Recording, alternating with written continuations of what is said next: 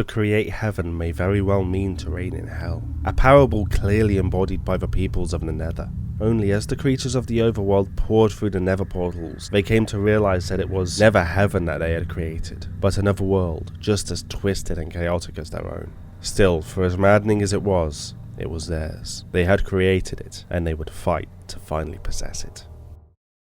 Gods had begun. Humanity had all players deep and challenging, different is less likely to get me horribly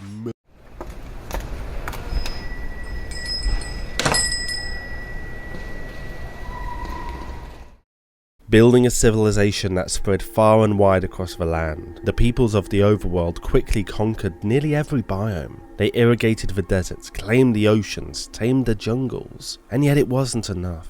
They searched the world for new lands to claim, but after endlessly scouring the continents, they discovered that there were none to be found. It was then that they started to look beyond the world in front of them. Digging into the earth only resulted in running headlong into an impenetrable boundary. The sky seemed to go on forever, its reaches beyond that of any mortal. It was now they experimented with bending reality, peering through the veil of existence. They combined many different materials in many different arrangements, and eventually stumbled upon a simple ordering of elemental substances that opened a gateway to a realm beyond. This realm was of course the Nether, and it would become of great interest to the peoples of the overworld. At first, small expeditionary teams were sent through the portal to assess the viability of this new place for colonization. All they reported back was that it was a hellscape of fleshy rock, molten rivers, and giant screaming beasts that hung in the air, spitting balls of fire at anyone who approached too closely. Even though it was new land for the taking, this place was more danger than it was worth, and the expeditions were about to be called off, when word returned of great structures that towered high over the lava plains. Only an intelligent mind could conceive of such an architectural feat, and suddenly the Nether had value to the Overworlders. They dared not approach too closely to the structures, for this new world had already proven itself time and again to be deadly to the reckless.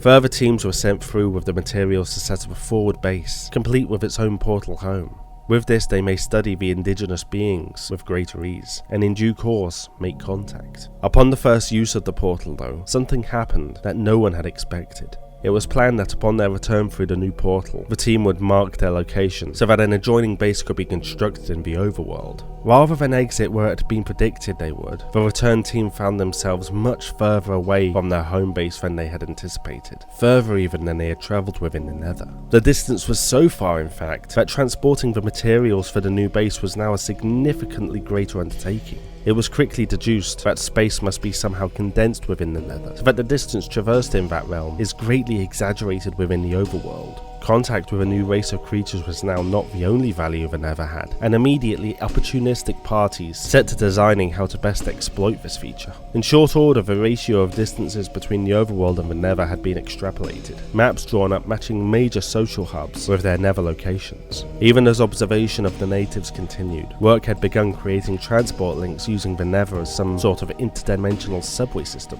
The interlopers' activity had not gone unnoticed by the Weavers, however, and they were greatly angered by the developments, but also excited by the presence of the portals. At last the gateway to the world they had created existed, and they may finally be able to escape their imprisonment within this realm. First they would need to deal with the Overworlders and their technology, and it was clear that there was only one way to deal with an infestation like that. In their fortresses the Weavers set to doing what they were best at, and endeavoured to create a new form of life, one that would be capable of purging the unwelcome visitors. They intertwined their own essence with the flames that forever burnt around them, and a creature of retribution, not just for the Weavers, but for the whole of the Nether was born. Without even a first contact between the peoples, the Weavers set their fiery abomination loose on the Overworlders' observation outpost. The fact that the invaders had come into the Nether and did whatever they pleased was enough contact for a majority of Weavers to want to see them all slaughtered. This was especially true of the fanatics, who still believed their world to be a living organism, and that the visitors were killing it with their industrialization.